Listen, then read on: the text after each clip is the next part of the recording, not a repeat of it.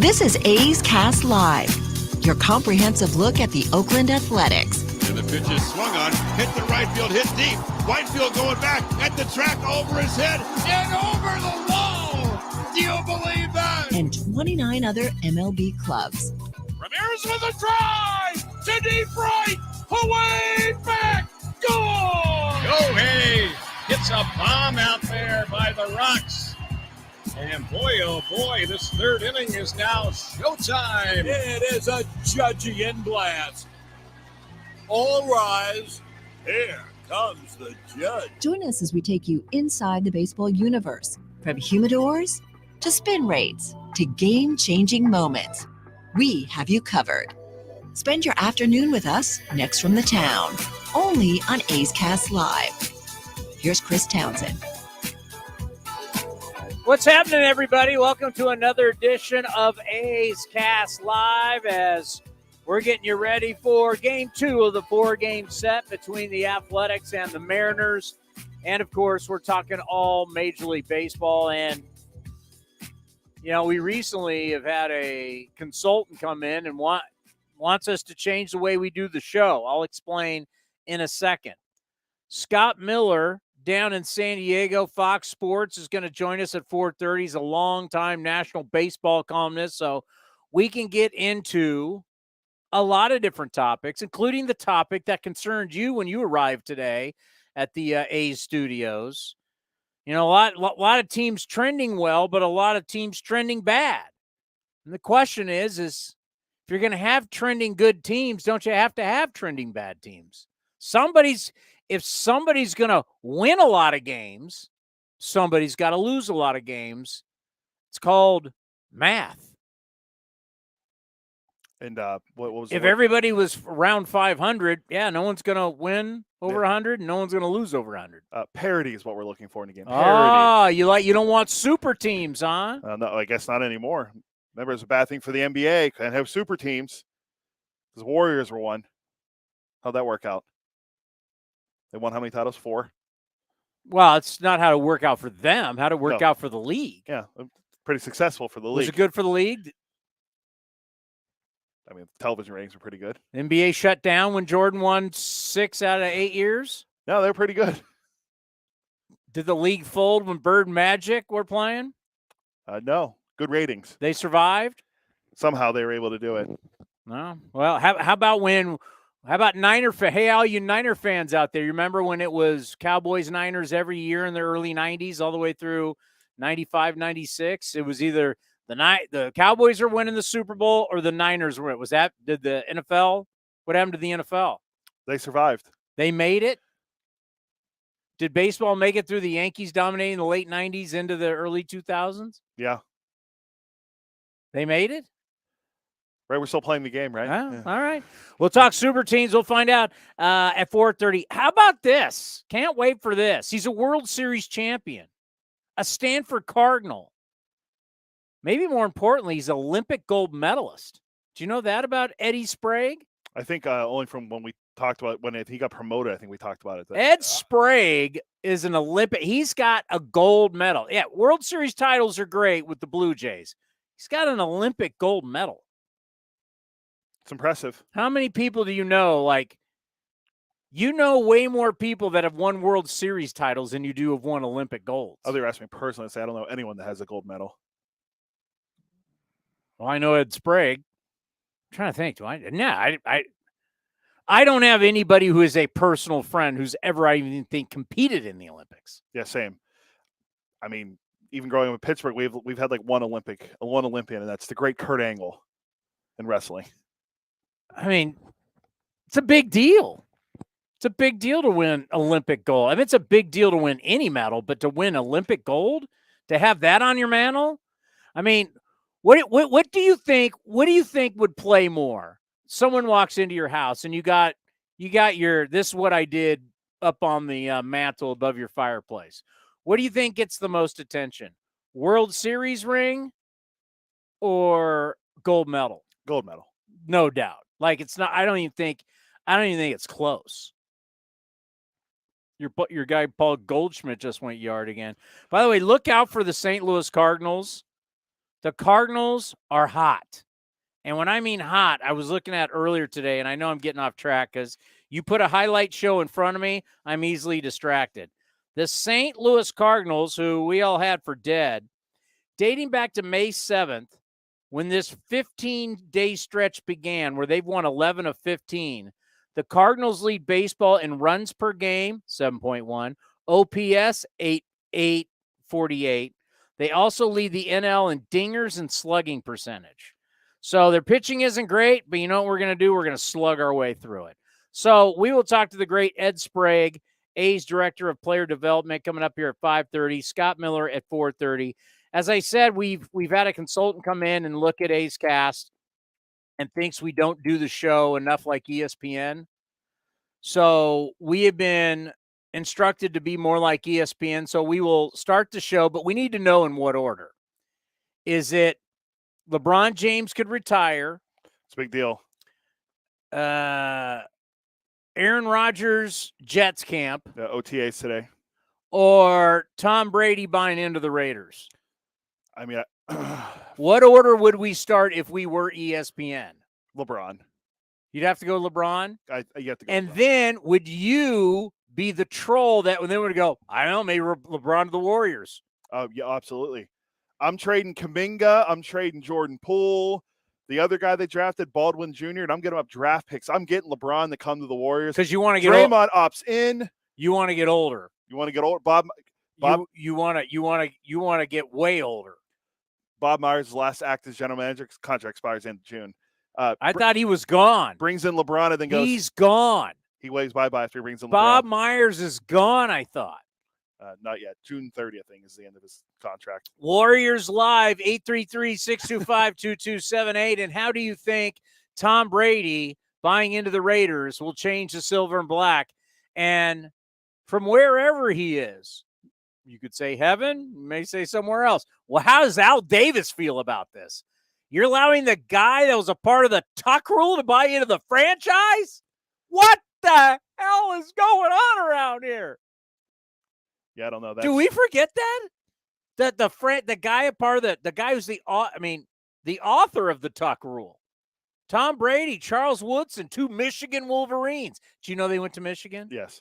2 Michigan Wolverines, a part of one of the biggest plays. Set off the dynasty. What happens if that call is called correctly? It's Raiders ball. Tom Brady never probably is Tom Brady.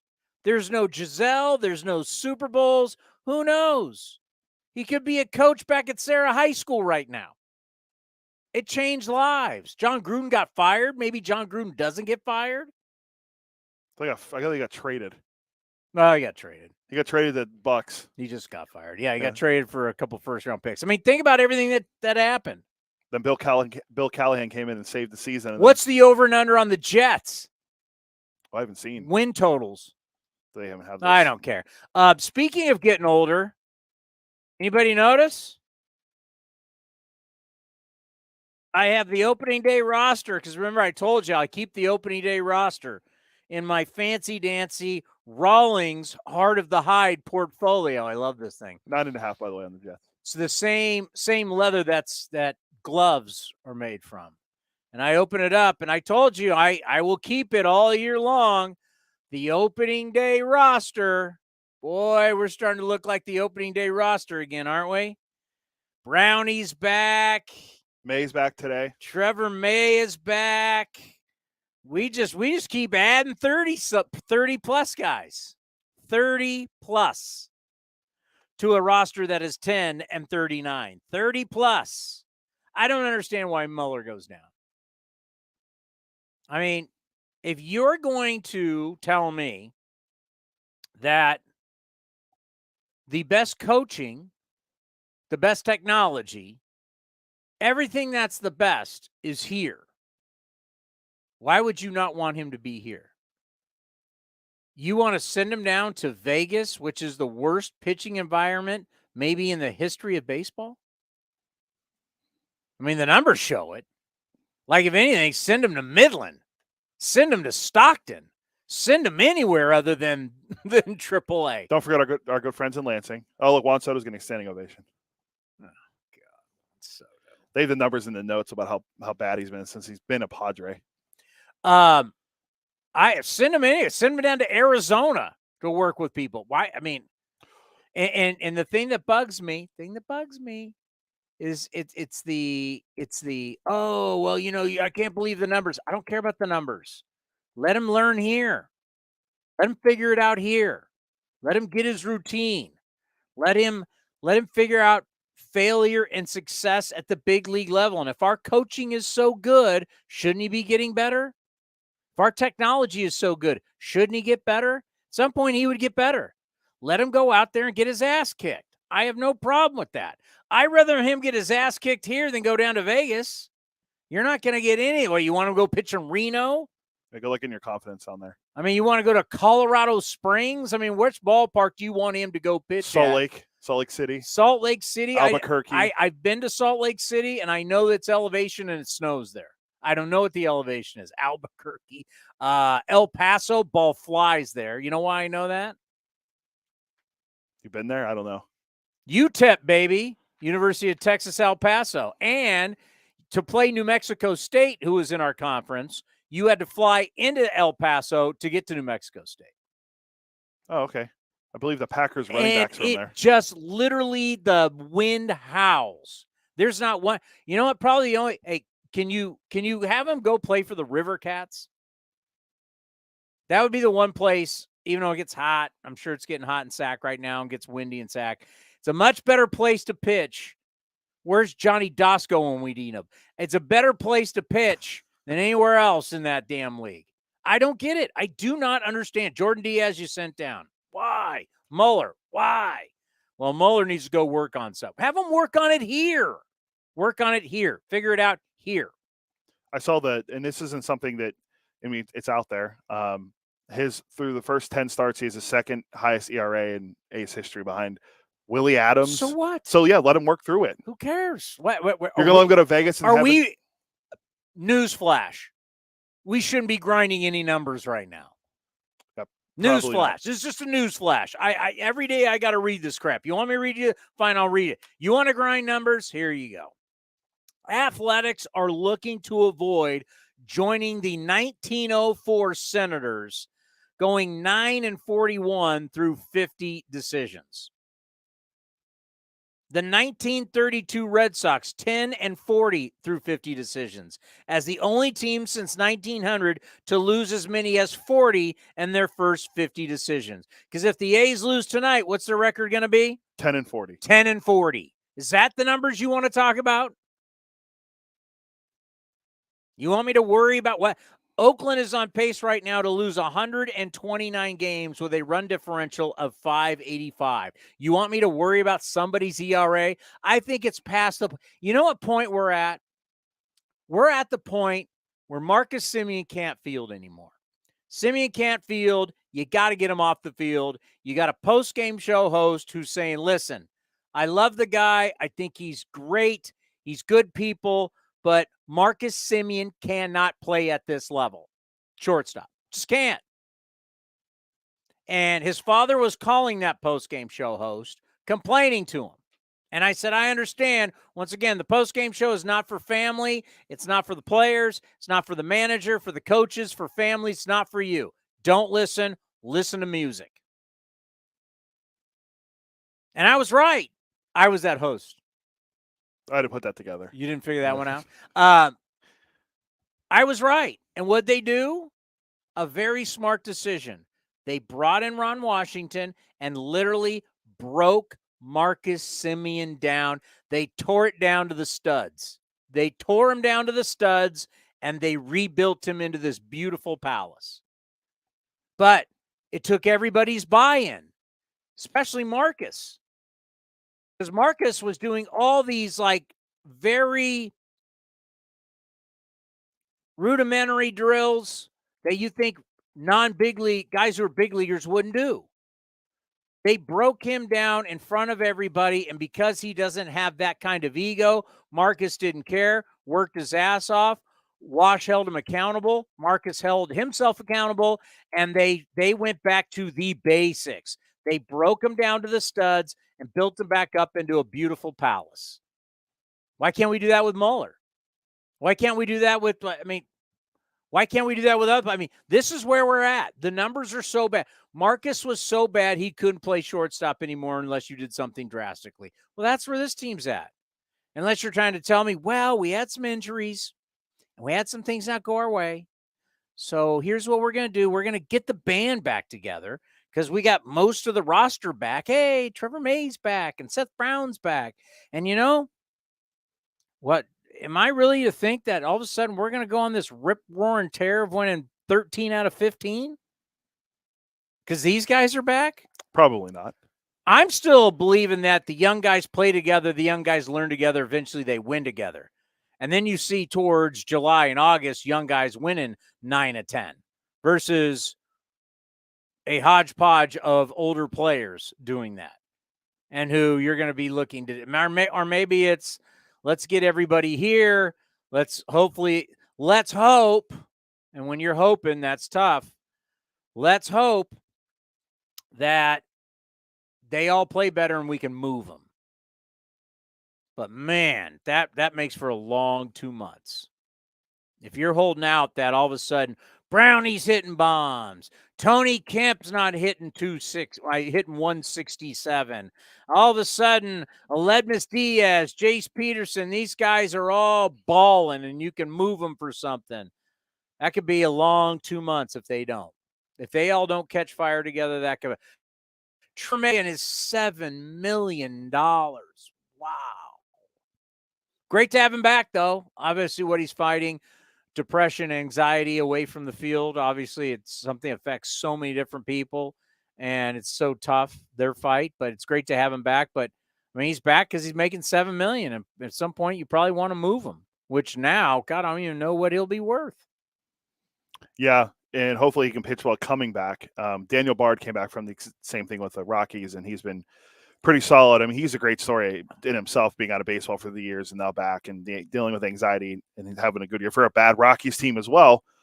I always look at this A's team now, and we talked about it before the show, but I compare them to the 03 Detroit Tigers because, well, that team was the worst team we've seen in the last 20 years. Their pitchers that year, you want to compare Mueller to someone on that team? I'll give you a young guy on the team.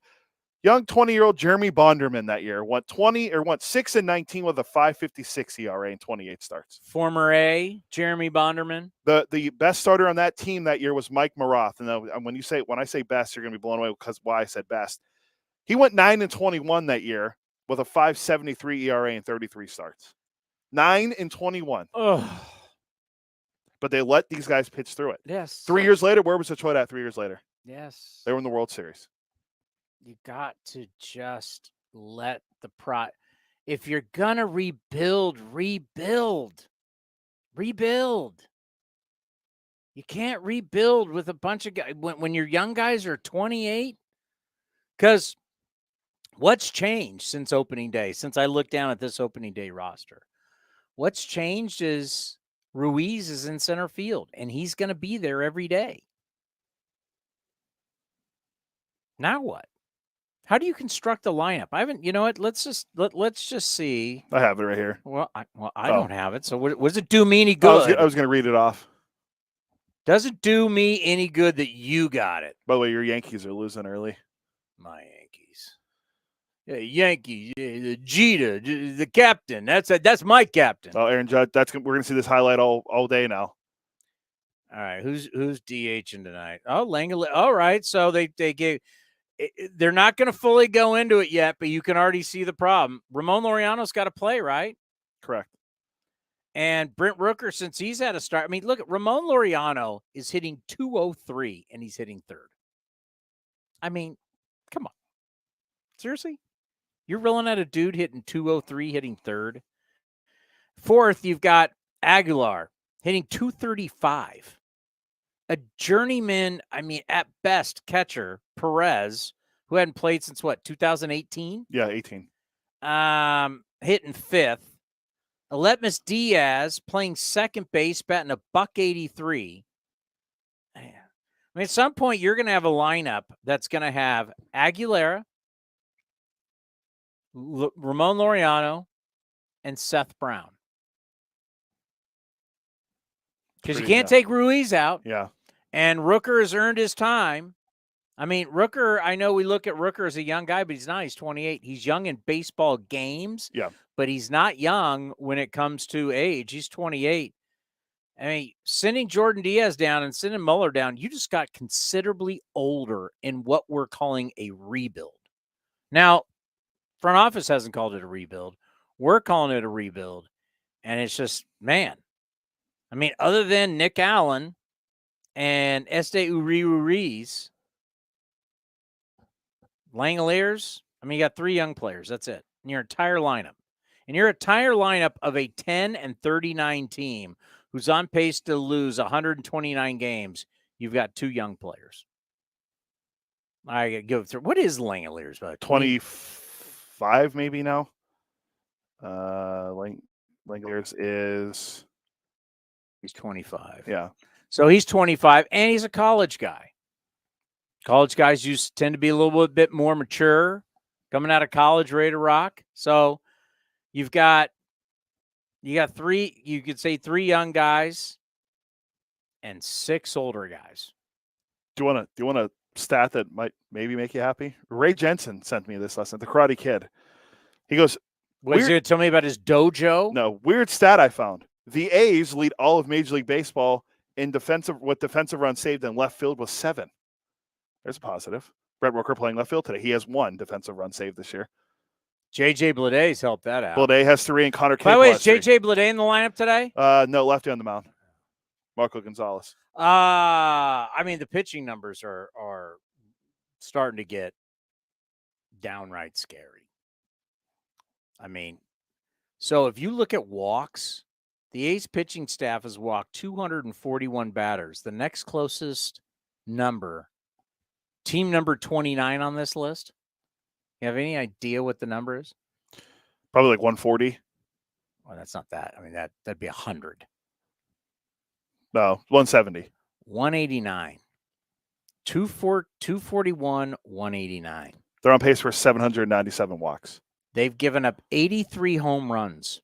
The next closest team is 70. They're on pace for 274. Neither of those are the major league records, by the way, walks or home runs. I wouldn't even worry about it.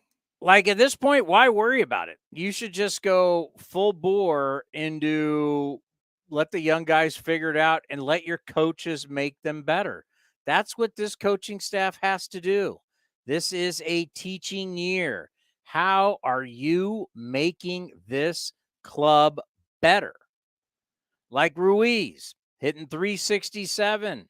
He's got a 7-game hitting streak. He's on pace now for 79 steals. He's getting better. Let young guys figure it out, good, bad, or ugly. Let them figure out and get better. That's what you have to do. But by sending guys down, by adding Brown and by adding May, and you got to add the veteran guys because you're paying them. I get it. It's just like, I don't know. I mean, in one way I get it, in one way I don't. I don't know how you got better. I don't know how you say, maybe you could say you got a little bit better now. You didn't get better for the future. No way. You can get better for the future. And who's going to start now? Who's starting games? Rosinski can't play. Fuji, you can't pitch more than 1 inning. I've said it multiple times. He should be the opener. The more and more I watch, I believe that's what he should be an opener. I mean, who do you got to start games? Waldachuk's hurt. Cap's back. Sears. I think they said they want what Blackburn needs. They want Blackburn. Medina. So you got Luis Medina going tonight. Yep. You got Cap back because I guess he's earned his way back. You got Sears. And so I mentioned Medina, Sears, Cap. Yeah, and then you're going to want, hopefully Blackburn's back in the next week. Blackburn's not back.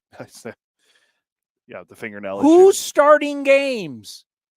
Oh, the notes say Waldachuk's pitching tomorrow, but who knows that Waldachuk's not going tomorrow. Yeah, he's calf issue, right? Yeah.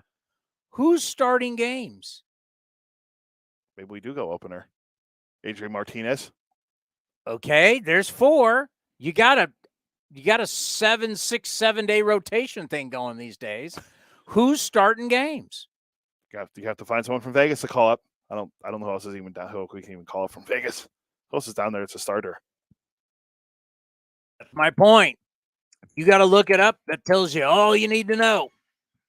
The safe answer if he was healthy would be Blackburn. If he makes one more start and you call him up, he comes back next week. But that's next week. You need guys now. Have the game notes come out today? Yes. What do the game notes say? I don't think I've opened it yet. All right, let me see. Let's see what they. Also, I just looked at the little blurb about. I hate to sound frustrated. I'm just like they got Walt. So Waldachuk is going tomorrow. We'll see. All right, Waldachuk goes tomorrow. Sears. Now Waldachuk, Sears are just like I would say with Moeller. Let them keep going. Let them figure it out. But at some point, you're running out of guys because guys you thought Ruzinski, illness, stomach issue. Yeah, he's on the IL. And then you got, what do you do with Fuji? Fuji came in last night. There were like 2 or 3 straight fastballs that were so far outside. It was just like, wow. This guy literally has no feel at times. He just has no feel for pitching. He's got an electric arm. God blessed him with this arm, but he's got no feel. What do you do with him? Really, what do you do with him? Here's some of the guys in Vegas that are starters. Colton Eastman, the 5.59 ERA. Hogan Harris, we saw what happened with him. Maybe does he get another shot as a starter up here? Colin Palouse has started 5 games down there. And then that's really about it. You have Blackburn. Ruzinski's made it, all the guys that have pitched down there have already been called up. Cap, Miller, Blackburn, or not Blackburn, Ruzinski. So Adam Aller maybe. Would you rather see Aller or Mueller from a standpoint of growth? Mueller. All right, coming up next, we're going to head to San Diego. Scott Miller, a lot to talk about. And then since he works around with Fox and he works around the Padres, how bad is it? We'll talk about it next right here on A's Cast Live. This is Chris Townsend. There are 2 things that are a must for me: comfort and style. Whether I'm playing golf, going to dinner, I've got to have the right feel. That's why I've partnered with Linksole, and you're going to love Linksole. They have just released their new spring line, new fabrics for their polos, lightweight and perfect for technical performance. Linksole also has new styles for their layers and hoodies with cool prints and seasonal colors. You know what they say in the big leagues: look good, play good. Go to linksole.com. That's linksole.com.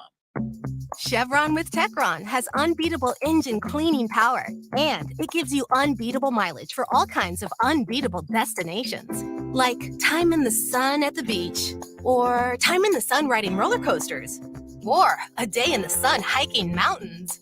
Well, probably just one mountain would be enough for a day, but hiking a mountain is still an unbeatable choice for how to spend time. Download the Chevron app now to get unbeatable mileage at locations near you. This is Chris Townsend, and if you're looking for a great place to eat and watch games, go see my friends at the Chicken Pie Shop of Walnut Creek. The Chicken Pie Shop is one of the hottest restaurants in Walnut Creek. You're not going to find a better menu, and come try their world-famous chicken pie that has been served in Southern California for 86 years. Spacious indoor and outdoor dining, perfect for your next private party or corporate event. Don't forget free parking. For more information, go to chickenpieshopwc.com. That's chickenpieshopwc.com. If you're looking for a new mattress, Nest Bedding has you covered. Sleep on the same mattress Hall of Famer Ricky Henderson sleeps on. Nest Bedding is the #1 brand of online mattresses and the Bay Area's favorite mattress store. Take home the Easy Breather pillow. The New York Times calls it their #1 pick. You can navigate their easy-to-use website, nestbedding.com. That's nestbedding.com. Green and Gold fans, use the coupon code Oakland and you get 10% off your entire order. Nest Bedding, love where you sleep. Thanks to the Xfinity 10G network, my little brother's friends won't leave our house. When I was their age, internet with basically no interruptions was a pipe dream. You sound like my grandpa. Now through April 23rd, new customers can get 200 megabit Xfinity internet during our limited time Xfinity 10G network launch celebration for just $25 a month for 2 years. Go to Xfinity.com/10G, call 1-800-XFINITY, or visit a store today. Requires paperless billing and autopay with stored bank account. Restrictions apply. Taxes and fees extra. After promo, regular rates apply to internet service and devices. Actual speeds vary. Hey, Billy, this deck is great for getting everyone together. Thanks. We're really enjoying the outdoor space, especially on a day like today. What's the material? Humboldt Redwood from Ashby Lumber. They gave us a great deal, provided us with a quick quote, and we couldn't be happier. We even found a great contractor through their online contractor directory. Don't miss a day outdoors. Visit Ashby Lumber in Berkeley or Concord to see our stock of naturally strong, naturally beautiful Humboldt Redwood. Find out more at ashbylumber.com for all your building needs. Ashby Lumber. Innovation is at the core of Cal State East Bay, like at our Green Biome Institute, where faculty and students preserve genetic information from California's endangered plants, or how we open doors for local entrepreneurs at our Small Business Development Center. From educators to nurses to STEM professionals, Cal State East Bay has real impact throughout the region's neighborhoods, boardrooms, and the entire economy. Be part of the innovation. Connect with Cal State East Bay at csueastbay.edu/impact. Bring the whole family out to the ballpark for this Friday night showdown on May 26th. Come see your A's take on the Houston Astros, then head down to the field to see the best fireworks in the Bay Area. So get ready to enjoy a one-of-a-kind, pop-through-the-decades post-game fireworks show. Throws, and it's swung and hit to right field, deep in the corner, and that's going to be gone, and it's back to back to back. Grab your seats today at athletics.com/fireworks. That's athletics.com/fireworks. Streaming from the town, A's Cast Live continues with Chris Townsend. Well, now joining us on A's Cast Live is one of our all-time favorites. How are we doing, my friend? Scott Miller, what's happening in San Diego? How you doing, Chris? Well, I'll tell you one thing that's happening is the people that were all excited about the Padres over the winter are all angry and disappointed right now. You never know in baseball. That's why we play the games. What looks good on paper doesn't always pan out that way. So we'll see.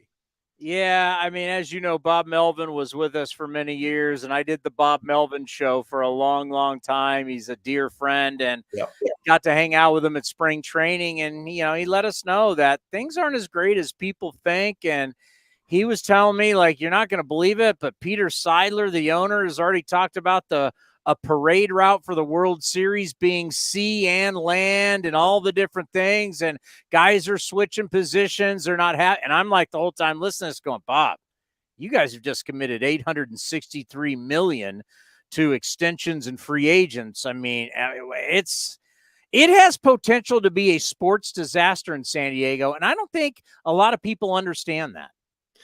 Yeah. I mean, it's funny, like to your point, Chris, the owner talking about World Series parade on boat, on the water, or on land. Yeah, that was the first day of first, I think, full squad workout day of spring training. I was there that day, and Peter Seidler and the team president Eric Grupner met the media.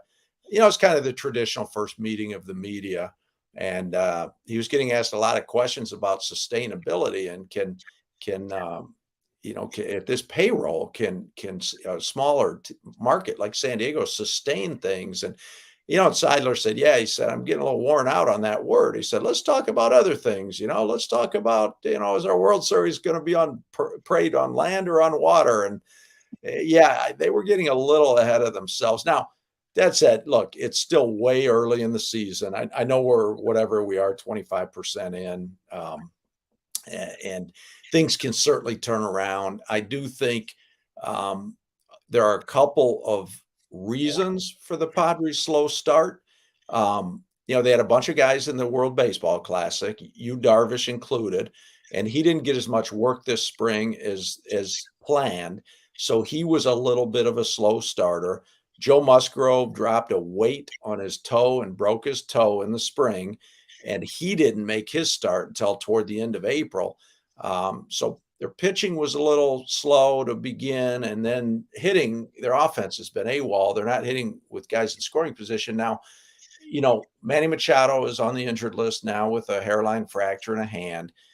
But him and Juan Soto's, been more often horrible than good since the Padres got him last August. And I mentioned those two, Soto and Machado, because, I know the Padres think that they're affected by the new rules as much as any hitters in baseball, because both Soto and Machado take their time in the batter's box, and they're slow to go, and they step out after every pitch. They can't do that now. So both had really slow starts. Whether you attribute that to the pitch clock and the fact that hitters have to be ready now or not, I don't know. But like I say, a lot of reasons, but the Padres need some answers. And then I look at LA, and it's like, well, they're the Kings, and they've been king for a long time. And everybody's been trying to figure out how to knock them off. We love Torey Lovullo. We just had him in town in Arizona, former A's player. I think he's doing a great job as a manager. I love what the Snakes are doing. They're super young, super athletic. They're a lot of fun to watch. But here is LA, where they're not spending as much. We know that they're going to be major players this coming off season. But they looked around and they said, with what we got and what we have coming up, we're still better than everybody else.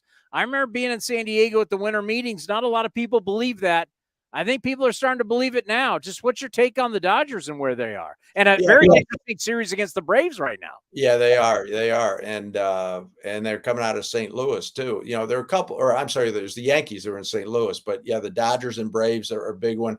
A couple things on the Dodgers. One, yes, they've been playing better than people thought. A lot of people thought, okay, this is the year the Padres win the division or the Dodgers regress a little bit, and it hasn't happened yet.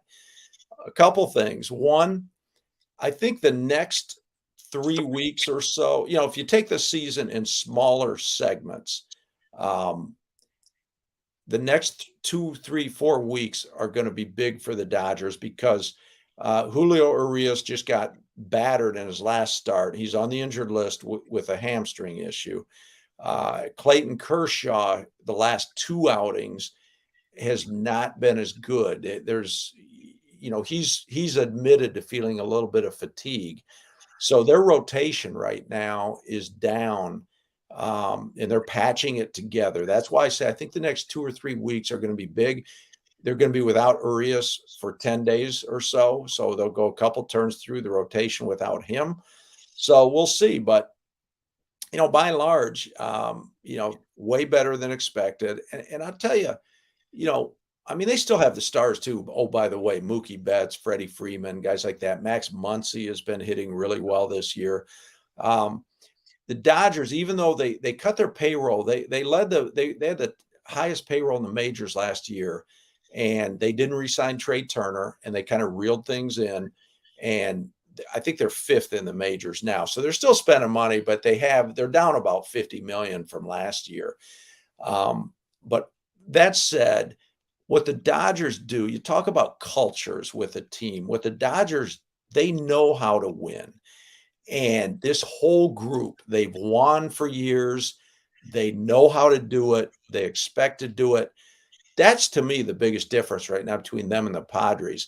Padres playing really good defense, by the way, but they don't know how to win. You get runners in scoring position. The Padres are failing. They have the worst batting average with runners in scoring position in the major leagues. The Dodgers do all the little things right. That's part of knowing how to win. And give a little respect, even though we can't stand them. Our neighbors across the bay, the Giants, are about to be 500, so they're starting to play better baseball. Memorial Day has always been the first benchmark, but to me, it's a little bit different, because back in the day, Memorial Day, we used to start baseball. It could have been April 7th. It could have been April 8th, 9th, 10th, whatever. So Memorial Day wasn't that far away. Now, we're starting in March. It seems like if you're waiting all the way to Memorial, I'm like looking at our A's. Scott, we're 10-39. I can't wait till Memorial Day. Yeah, that's you're talking, you're right. The season begins about a week earlier or whatever it is. So now there's 6, 7, 8 more games by Memorial Day.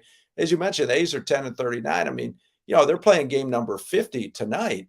By Memorial Day, it used to be 25% of the schedule. It's up to like 30 or more percent of the schedule now by the time we hit Memorial Day. I mean, the A's, what's that, game 50 tonight? So by the time Memorial Day, they'll be up to about 55, 56 games. I mean, that's a fair amount. I remember when I was covering the Minnesota Twins in the 1990s, a guy that I thought his baseball smarts he was intelligent as anybody baseball wise, was the Hall of Famer Paul Molitor. I covered the Twins during the last couple years of his career. And I still remember, back then, because, one great thing about what we do is even, I've been covering baseball 30 some years now, but you still learn so much, I mean, part of maybe some people think, oh, the writers and broadcasters, they know it all. No, we have access to ask questions and learn and pass that knowledge on. And one thing I learned way back when from Paul Molitor, we had a conversation one day, kind of what we're talking about, Chris, and I asked him, how long into the season do you think it takes a team to kind of, develop that personality and develop its identity? And he said back then, he thought about 40 or so games into the season, I mean, that's kind of by that point when a team kind of has its personality. And I think within that he meant as well, that's kind of when you begin to think, okay, it's not quite so early anymore, because early in the year, it's always say, well, it's early. Well, everybody loves to talk early. But I think kind of that 40 game benchmark is it's not so early anymore. And by then a team should have its identity. And to your point, I think that was usually around Memorial Day, 40 games or so in. That was kind of, but the benchmarks get moved up a little bit now. A great saying is you can buy stars, but you can't buy culture. And it still happens. We were just talking about yesterday, and we were off the air still talking about it because, once again, we referenced the winter meetings where everything was about the shortstops. And all of a sudden, we saw the drop. I mean, Carlos Correa signed with almost every team in baseball, it seemed like, off season before he ended up with the Twins. And you're talking about Trey Turner and Swansby and Bogarts and all this kind of, players flying, all this money going around. It's like, yeah, you can buy players, but can you buy that culture that is winning? Yeah. There's a lot of, that's that magic alchemy that you can't necessarily create. You can, that's why develop your own farm system and developing your own players is so important, because I think that culture, that winning culture, sometimes starts down below. I mean, I go to Kansas City when they were in back-to-back World Series, 2014, 2015. That was a team that we talked a lot about culture then, because Kansas City, the Royals were an organization that had lost like for 30 years. They had, almost 3 decades of losing. And when they finally turned it around, it was that group, Eric Hosmer, Salvador Perez, Alex Gordon, and so many of them had come up together in the minor leagues. And when they were AA, all of a sudden the Royals AA team was winning for the first time in years. And then they moved to AAA, and the Royals AAA team was winning for the first time in years. And then eventually it hit the major leagues. And I think, probably, there's no shortcut to winning. And that's what so many teams that spend big money do. They try to buy their way into winning and take that shortcut. But I think, the tried and true way to do it is you have to develop your own players, and then you use free agency to supplement a core that you've developed. That's also, by the way, what the Yankees did during their last great dynasty. And I don't think it's any secret now. I mean, the Yankees have just won one World Series since 2000, which I know, for them, that they're in a huge slump. They won in 2009. But the point is, since even then, in 2009, the homegrown players that contributed to the 96, 98, 99, 2000, even 2009, Derek Jeter, Andy Pettit, Jorge Posada, Mariano Rivera. those were like core guys that they had developed, and then they made trades and did some other things, free agent signings. But the Yankees haven't developed anybody lately, and I think that's a big reason why they haven't won a World Series since 2009. Yeah, we went over that the other day, having a little fun about the Yankees. In like 2009, what was the number one movie? It was like a Harry Potter movie, for God's sake. Gas was like 260. It was a long time ago, 2009. And you think how many billions of dollars, as you said, since 2000, they've won one. How many billions of dollars they've spent on salaries, and they've only won one. But then that leads us to this. Super teams. We've seen it in the NBA, the NFL. We see it in baseball. We haven't seen one in a long time in baseball. But a super team, they seem to be good for us when it's postseason time, because then the networks can really sink their teeth into, here's the super team, and can anybody knock the super team off? But these regular seasons are long in the NFL and in hockey and in basketball, and nobody's season's longer than ours. What is better for baseball overall? Just take the television side for postseason. What's huge for us, pays us a lot of money. I get it. It pays the bills. But for the interest in an entire season, is it a super team or two, or is parity better for our game? You mean from the TV network's perspective? For us fans. Oh, for the fans, I think for the fans, parity's better because, we all get tired of. I think that might be one reason baseball has lost a little bit of altitude lately. We talk about how it needs to market itself better, and the NBA is starting to go around baseball, or did go around baseball, and it pains me to say that because I'm a baseball guy. I've hardly done anything for the last 3 decades, and I love the game. But I think for us baseball fans, what Tampa Bay is doing this year is fascinating. They're leading the league in home runs. They're clobbering everybody. They're a machine, and yet they don't have any household names.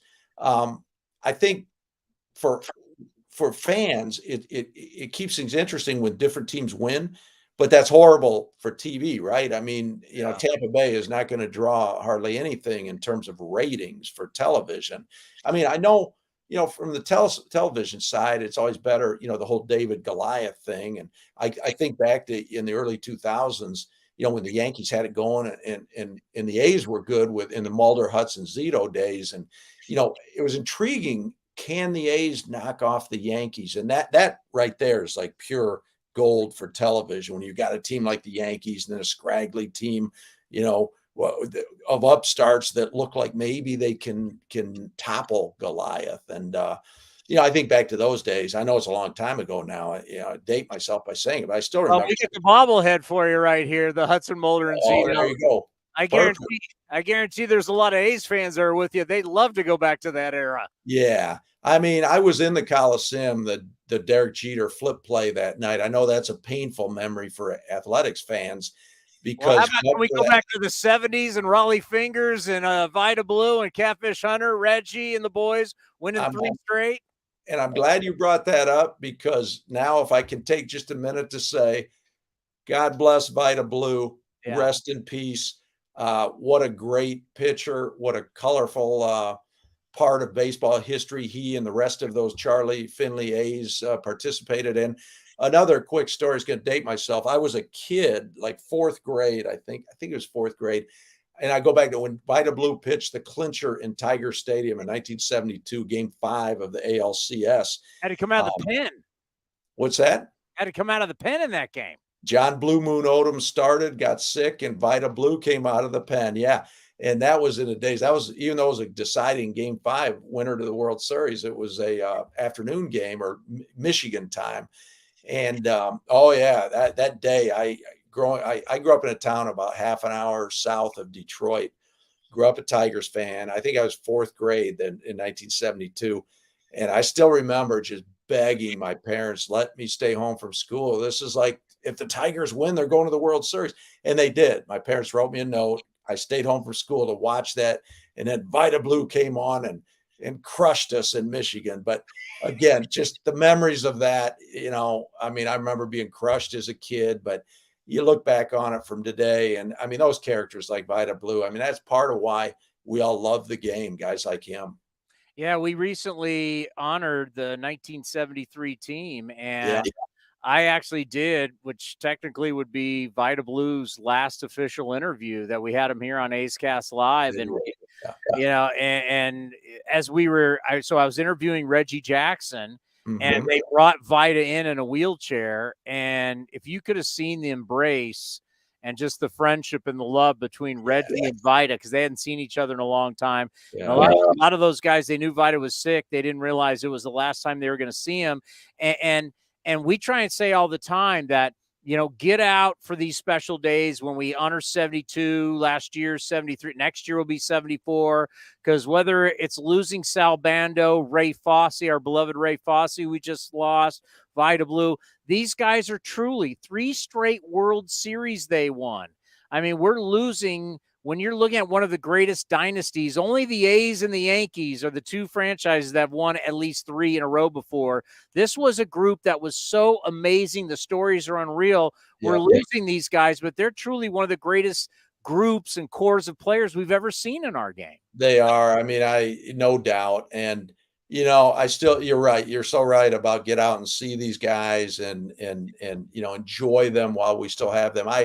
I still, the World Series, the last couple of years in the playoffs, Reggie Jackson, of course, now is a special assistant to Houston owner Jim Crane. And when I've been covering the Astros, I've spent plenty of batting practices talking with Reggie Jackson on the field the past couple of Octobers as the Astros were getting ready to play somebody. And I mean, just you can't replace the knowledge of somebody like that and the stories he can tell. Ray Fosse, loved Ray Fosse. And I'll tell you what, to this day, still, I will be working on some kind of story. And I'll be thinking to myself, okay, who would be good insight on this? Who can I talk to, and as I'm figuring out how I'm going to execute whatever story, there are still times I'll think to myself, Ray Fosse, oh man, Ray would have been great to talk to about this story. I talked to him every chance I could while he was broadcasting, and he's still greatly missed today. No doubt about it. Well, it's great to have you on once again. Good to see you, and let's do this again soon and catch up. All right, Chris, take care, my friend, and all good things to you and everybody in Oakland. And thank you for all the time. He's been coming on. I didn't even get you banged him out of here before I could say thank you. I clicked it too soon. That was my bad. Wow. He's usually been coming on with me. How many different radio stations and all the years he's been coming on with me? I already have a message drafted to him, so I'll tell him sorry for kicking you out. No, don't say it. Just say, hey, we appreciate it. He's great. He's been covering. He's been with, Bleacher Report, ESPN, CBS. He's been with so many different people covering this game for so many years. I did not know this. Not a hurricane, but a typhoon is rolling towards Guam right now. A triple threat of devastation. Because, in the West, it's a typhoon. Yes. Not a hurricane. Well, we've really gone everywhere. We've talked LeBron, typhoons, Brady. Who else? Aaron Rodgers. Let's just throw it out there. Tonight, Game 3, Vegas Golden Knights. Great. Bring that up. That's a good idea. Well, I'm just trying to think. I'm talking about the hockey. It's Vegas and who are they playing? Why am I drawing a blank? It's not a good idea. The typhoon, which strengthened rapidly in recent days, is posing a triple threat of devastation, including deadly winds equivalent to at least a Category 4 hurricane, exceptional storm surge, and torrential rainfall, according to the National Weather Service of the U.S. territory, Guam. Is that where Guantanamo is? No, Guantanamo is in Cuba. Yeah. Which is not a U.S. territory. That's correct. But if it was, it'd be a great vacation spot. Also, Heat Celtics tonight, too.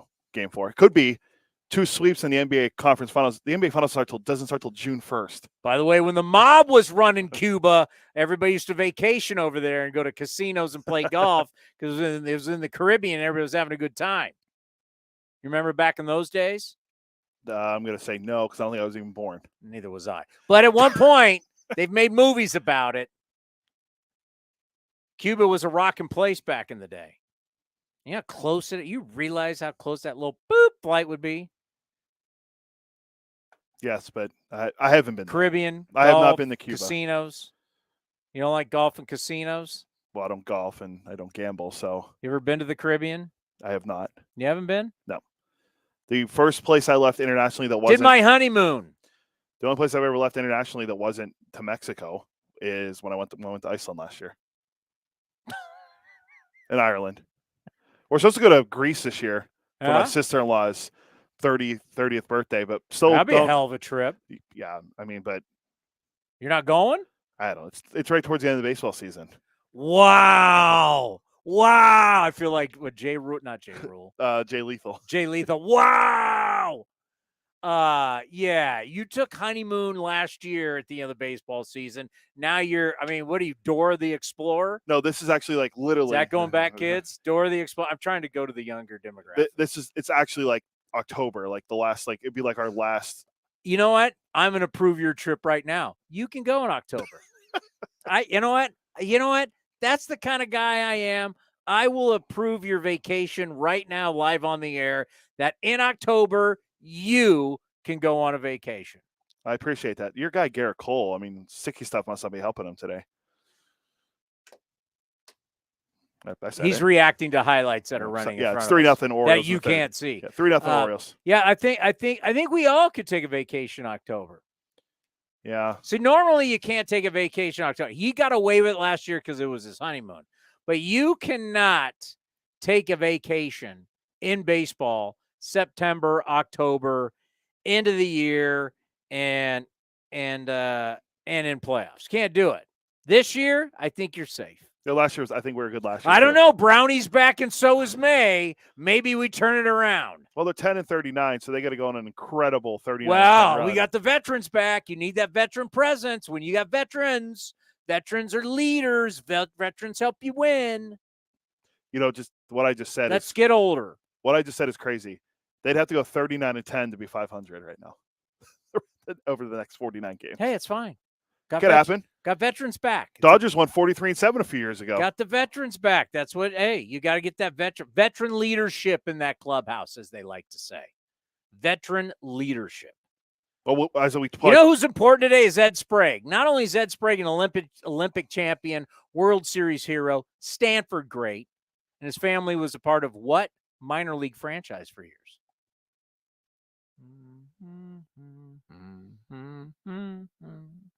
I'm not even going to. American League or National League? No guess? The Blue Stockton Jays. Ports. Oh. His family was part of the Stockton Ports for many years. They're our low A affiliate. I know. If you didn't know. Good friend Alex Jensen calls their game. Stockton won today, by the way.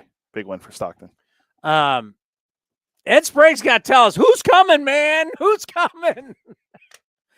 Hey, where is Sodi? Where is Geloff? Where are these guys? Where's Cody Thomas? Out of Oklahoma. Your guy He's playing well. 10 home runs, 49 runs driven in, hitting 303 in 42 games for Vegas. Soderstrom, 8 homers, 30 RBI, hitting 272. On base, a little low at 320. But it's OPS is 839. That's still pretty good. I don't know how you really look at those numbers and they mean anything. But it doesn't matter. Want to see. Got to see guys. Geloff hitting 275, 3 home runs, 16 runs driven. I mean, what's supposed to excite me right now? What's supposed to excite me is the excitement need these older players to play well so we can trade them? Is that what the excitement is? Because you can't say older players are here to win. I can't know, because usually when you're looking at a team that's rebuilding and they're trying to trade veteran guys, some of the guys are like the Nationals last year, Soto. They got a haul for them. I don't think we're getting a haul for Jesus Aguilar. No. We want to talk what do we got to? We got to do veteran shortstops. You're going to love what Carlos Correa had to say. Carlos Correa is such a beauty. You know, Not playing tonight either, Scratch. There's certain guys that they just don't pass the sniff test. Carlos Correa does not pass the sniff test. And I know I sound like an Astros hater, and I am. But I also do call balls and strikes, as they like to say. Also, we got into some football lingo to explain the Baseball Hall of Fame. Correct. Baseball people using football lingo, can they do that, and can they do it correctly? I thought Jason Stark did a nice job. It's a very interesting list. Who's in, who's maybe, who's long shot, or as they would say in football, third and long. Oh, there you go. Get it? Well Get done. it? Yeah, well done. Who's in the red zone? Who's a Hail Mary? Who's Mr. Irrelevant? Yeah, who's the he got in last year, Scott Rowland. Oh, wow. Wow. He said it, not me. Throwing great red legend Scott Rowland under the bus. Who? Do you here's a fair question. If you go to the Baseball Hall of Fame and you walk in and you get sweaty because you're so excited. I've been there many times, 4 times. And it's incredible. And you go into the plaque room and you've seen the plaque room. If you've never seen it, it's wood. Lights are down. It's wood. The walls are all wood. And there's the plaques. It's very subtle, right? It is not, they're not doing some grand thing. It is classy. It's this beautiful wood and the plaques sit there and there's lights down on them. And you walk around and you see these plaques, man, and it's like Babe Ruth, Hank Aaron. I mean, it is the who's who, Walter Johnson, right? It's Reggie Jackson. It's the greatest player. Willie Mays, Mike Schmidt, on and on and on. It's the greatest players. It's the coolest thing. It's like Lou Gehrig. Joe DiMaggio. And the poor guy died, ALS, then they named it after him, Lou Gehrig's disease. I mean, it's Lou Gehrig. Lou Gehrig is a big part of American history for more than just baseball. Joe DiMaggio. I mean, these guys. Like Bob Gibson. Ricky Henderson. I mean, there's some of the greatest players of all time. And you're seeing these plaques. Do you even stop by Scott Rowland's plaque? He's a glance and keep going, maybe. Do you sit there and read? Do you read George Herman Ruth or Scott Rowland's plaque? Oh, yeah, I'm going to go with the Babe. Do you read Ricky Henderson or Scott Rowland's plaque? Ricky Henderson. George Brett, Scott Rowland. I'm going to go Scott Rowland on that one. Oh, I'll punch you. Rod Carew, Tony Gwynn, Wade Boggs, Scott Rowland. I'll take all the guys that you just mentioned. The former. Ted Williams, Carl Yastrzemski, Scott Rowland. Why would I look at their plaque when I could see Ted Williams playing for the Padres? Kirby Puckett was a great player. He was. Before he got hit in the eye and lost his eyesight. You reading Kirby Puckett or you reading that guy? Yeah, Puckett. I'll throw one out there. I'll go deep into your heart. I'll reach into your heart like Indiana Jones in the Temple of Doom and pull it out. You go and read Roberto Clemente or Willie Stargell's plaque or Scott Rowland. I'll go to Bill Mazeroski. I'll go to the Maz. I don't know if I'm going there. He hit one home run. How many big home runs Scott Rowland hit in the World Series? There's my point. Just saying. Are you going to read the great Roberto Clemente or, I mean, it was a star when I was a real little kid. Willie Stargell's plaque. Clemente, greatest. We're talking pirate greats. You going to go to Willie Stargell or are you going to go to Scott Rowland? I'm going to go to Honus Wagner. Another pirate great. That's another pirate. Flying great. Dutchman. Now you're going, boy. I watched a lot of his tape. I mean, you see what I'm saying? Scott Rowland, Mr. Irrelevant, if we're talking football in the Hall of Fame. Yeah, and the list that Jason Stark put out. You going to Cal Ripken Jr. or you going to Scott Rowland? Derek Jeter or Scott Rowland? I'm not going to Jeter. I'm skipping. Oh, I got one. Too. I got one for you. Scott Rowland or David Ortiz? That's another one I don't like. You know, you should just put A-Rod, Jeter, Big Papi. You should just put them in this guys I can't stand wing. Well, A-Rod's not in yet, so we have to wait. You just put him in anyway. Bonds you put too. him in Bonds. See, I can't stand them. The Big Papi is such a steroid fraud. It is unbelievable we got in first ballot. Unbelievable. Unbelievable. There's proof, too. But everybody liked him. So we're going to allow. Do I need to get started on, who's the steroid guy? We should have two lists. Who's the steroid guys we like and who's the steroid guys we don't like? Well, I like Mark McGwire. Mark McGwire helped save baseball. Why is he not in? Yeah, Sosa, too. Sammy Sosa seemed like a lovable guy to me, and everybody in Chicago talked about what a good human being he was. I'd rather have him in. Well, we've been over this a bunch. I mean, the biggest jerk in the history of sports, and I can't stand him, but you're not having Barry Bonds. Where's my Pete Rose plaque? It's a good one, too. Was he on steroids? I don't think so. Oh, you can't gamble. But DraftKings, everybody. It's a slippery slope. MGM Grand. That's a very slippery slope. MGM Grand. Best one ever. MGM was sponsoring our trip to Japan against the Mariners last time. MGM. What do they do? Casino. They do gambling. Yeah. Coming up next, though, football analogies for the Hall of Fame. And boy, this shortstop class that was supposed to be hell on wheels, they're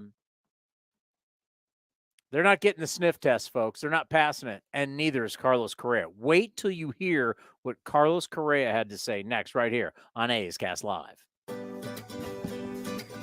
With more sunshine returning, it's time to get outside and make the most of what Cinnabar Hills Golf Club has to offer, like 27 championship caliber holes tucked in the beautiful hills of San Jose. And take advantage of their amazing Bay Area views for your next special event. It's all for you at Cinnabar Hills Golf Club, an award-winning venue designed to peacefully take you away from the bustle of Silicon Valley. Go to CinnabarHills.com. That's CinnabarHills.com.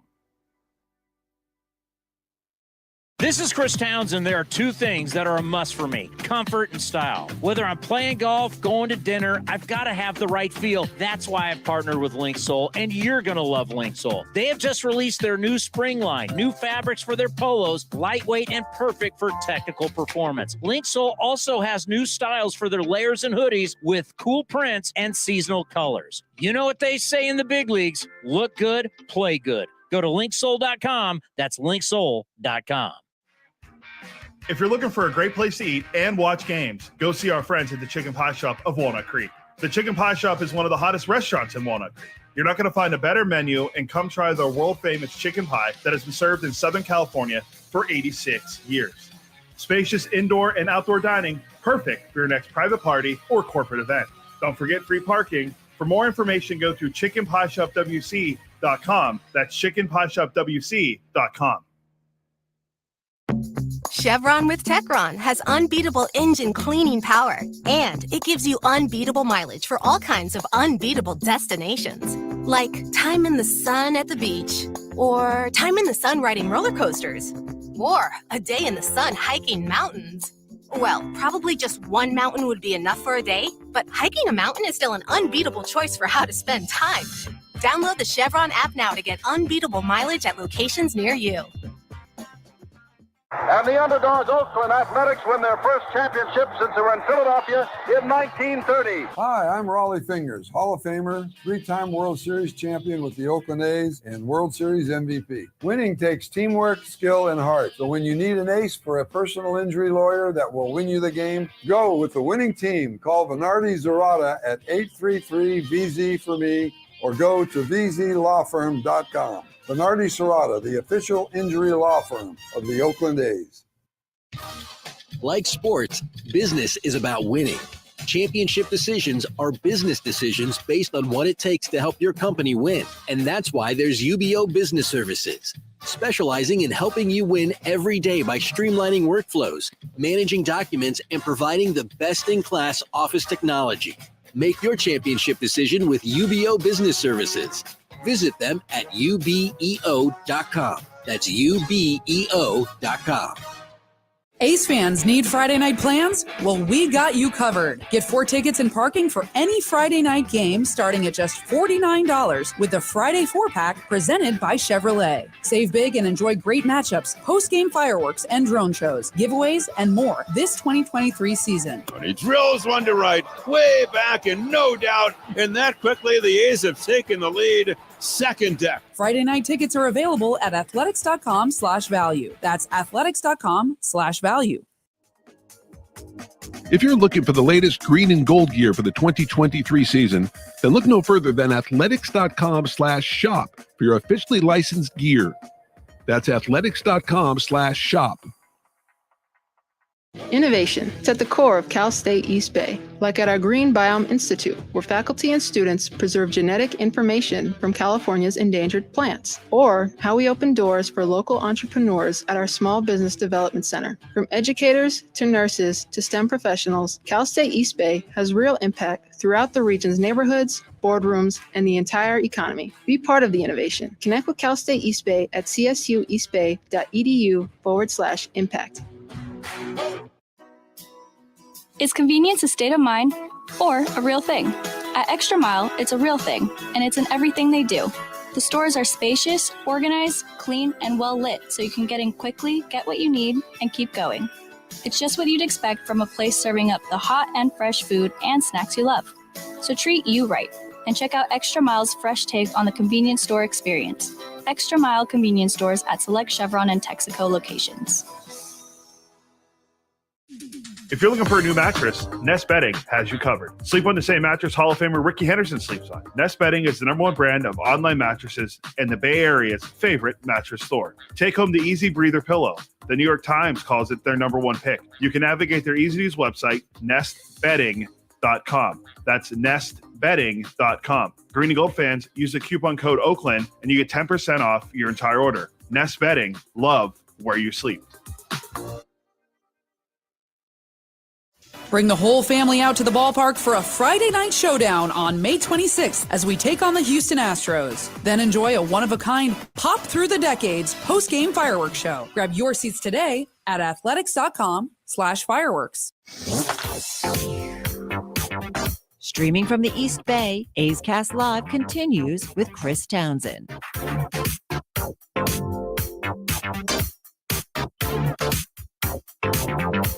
You know, it's better that I don't say anything.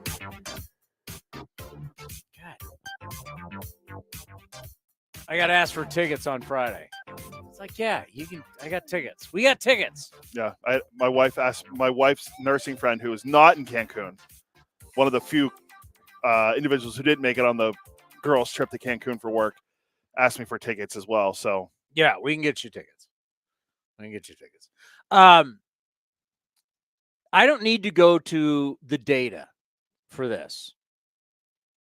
I could just tell you, I thought it was insane that the Giants, then the Mets, offered this incredible amount of money for a guy that can't stay healthy in Carlos Correa. I've gone over the numbers enough. They're not great. He is not a super player by any stretch of the imagination. Now, in postseason time, yeah, he shows up. There's no question. And he's got bravado. And he backs it up. But I don't know for how long. And the thing that people loved, but it told me everything I needed to know, was when they got him on. It was either, I want to say TBS. Yeah, not TNT. It was TBS. Yeah.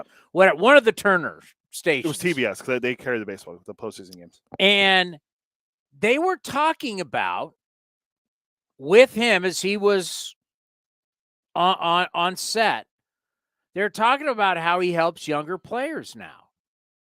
And when he was talking about helping younger players, he was talking to the veterans. So it was Jimmy Rollins, somebody else. It's usually Jimmy Rollins, Curtis Granderson, and Pedro that are on there. So he's talking to them about teaching the young guys that they got to pay attention to their analytics because that's what front offices are paying for. And these veteran players were just like, wow, man, I never thought of this and I never thought of that. And da-da-da-da-da. They were fascinated by it.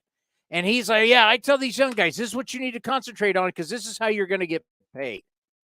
And the whole time I'm sitting there going, this is a guy that what he equates baseball with is getting paid. Versus you've heard a lot of the great players say, play great and the money will come. They know if you are a great player, the riches are there. I'll give you a player who's like that right now, Shohei Ohtani. Shohei Ohtani is never talking about his numbers. All he talks about is wanting to win. He wants to play. He's up for the fight. Ohtani, the great thing about Shohei Ohtani is just not his skill. It's the fact that he wants to play. He loves it. He can't get enough of it. You want WBC? He's in. You want me to face Trout at the end of the game and close this thing out? I'm in. He wasn't sitting there going, well, I'm going to be a free agent. I could be signing for $500 million. I don't know if I'm going to do this ninth inning in the WBC. No. Ohtani's in, baby. He's a gamer. He's not sitting there talking about contract and money. Those type of players, and as great as Ricky Henderson was, that was what Ricky Henderson was about. And it drove people nuts. Drove people money. Carlos Correa just never, I just couldn't understand, how could Farhan be so smart and offer this guy that all he thinks about is money 13 years? That will be a horrific deal.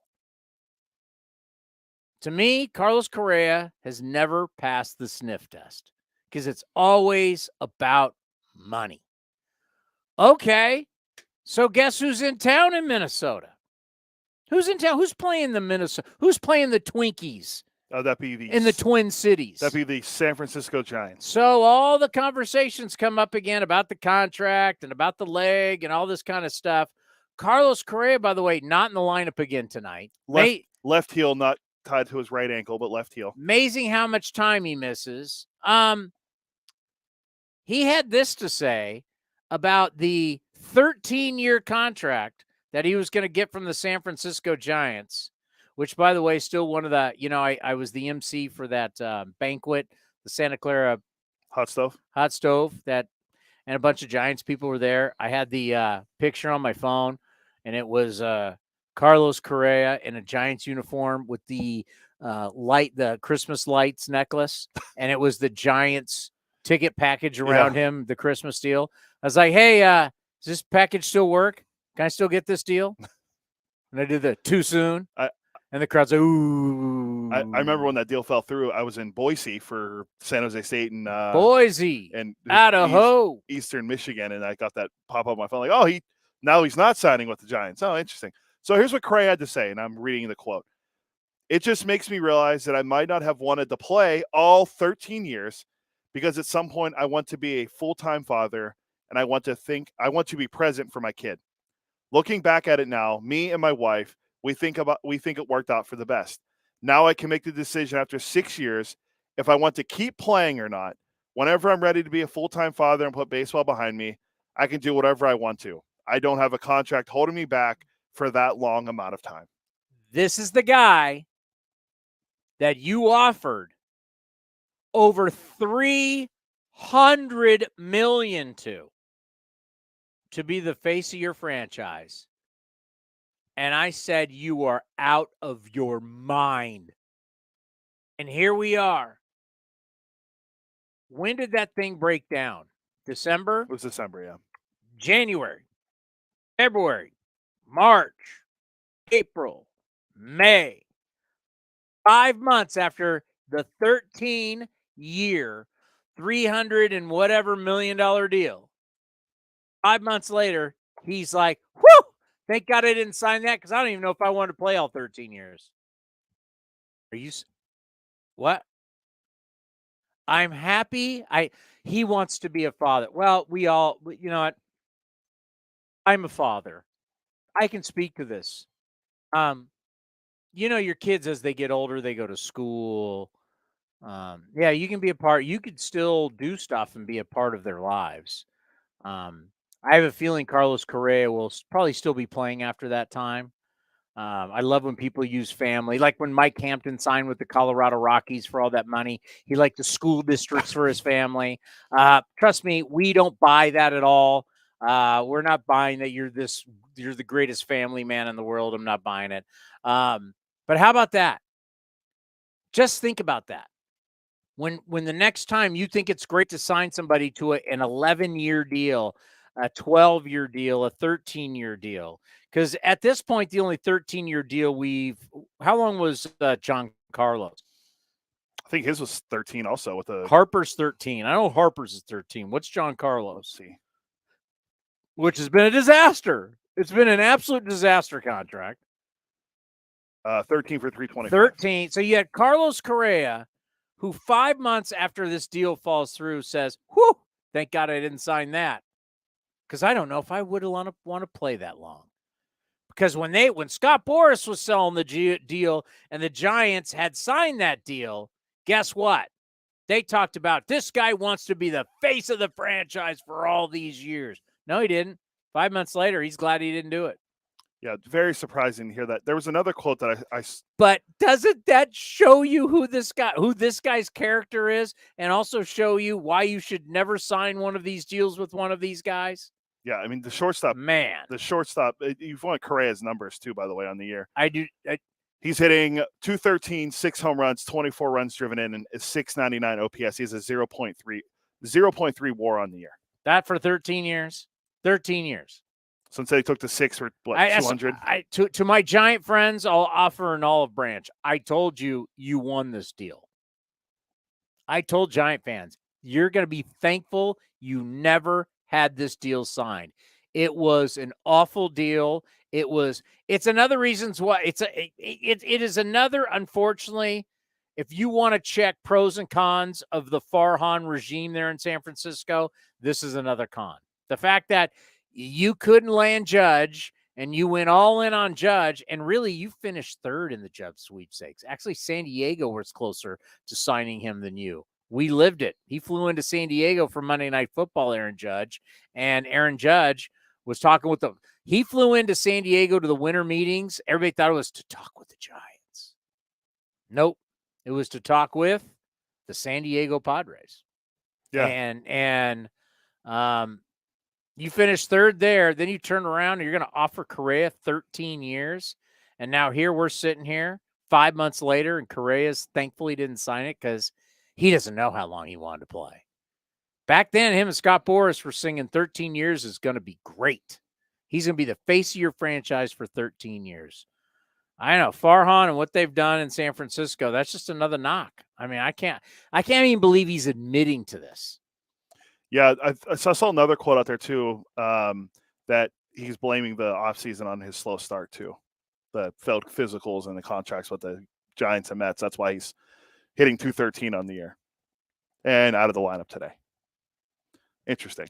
But, I mean, the other way, we can maybe get to it later, but, I mean, Trey Turner has been good, and he says he's honest with himself. He knows he sucks right now. Xander Bogaerts has been slumping a little bit, although the Padres are winning right now against the Nats. No, but he's, if you go in line, I mean, we can take our own Brent Rooker. You can take Matt Chapman, Xander Bogaerts, guys who were hell on wheels first month. Second month's been a whole different ballgame. And that's that consistency throughout the season that's so tough. But, yeah, Xander Bogaerts, I mean, he's now, this month has not been good to him. These shortstops, where we talked about the whole winter meetings, was all about these shortstops and where they're going to sign. He had a home run earlier on the highlights thing, Bogaerts. But they haven't been good. No. And you're locked into these guys 10, 11 years. I mean, it's unreal. How long you're locked into. I mean, we all look at our own lives. It's very hard. I'll tell you, I recently met up with my financial advisor, and we're talking about, okay, when you hit 60, when you hit 65, and I'm like, I'm having a hard time thinking about what that's like 5 years, 10 years, 15 years from now. And I don't have to do anything but get on and talk Can you imagine having to perform at that level, trying to think about how I am going to be at this level, the highest level, the greatest players in the world are playing at this level? How am I going to do that for the next 11 years as I hit 35, late 30s, and these guys into their 40s? We see how bad that aging process is. It just is what it is. And, to have a guy that you almost gave everything to sit back and now you go into I mean, if you're the Giants and you go into Minnesota and he's saying this stuff, you got to be like, oh my God, what were we thinking? Well, they dodged one there for sure. I mean, I don't want to say Casey Schmidt's the savior for them, but he's having a nice 2 weeks with being up here. Brandon Crawford was going to play third. Casey Schmidt isn't going to get $300 million either. Safe to say, probably not right now. But not right now. Yeah, he's a lot cheaper option. Yeah. And you think about Correa, too. He's not going to play shortstop the whole time. I mean, the one guy that if I had to bet, I bet in San Diego at the winter meetings, I'll bet it again, Dansby Swanson will be the guy who plays shortstop the longest. I agree with that. Because you're paying these guys to play short, and they're all going to get moved off short at some point. Now, the whole thing with Trey Turner is that you can move him to outfield.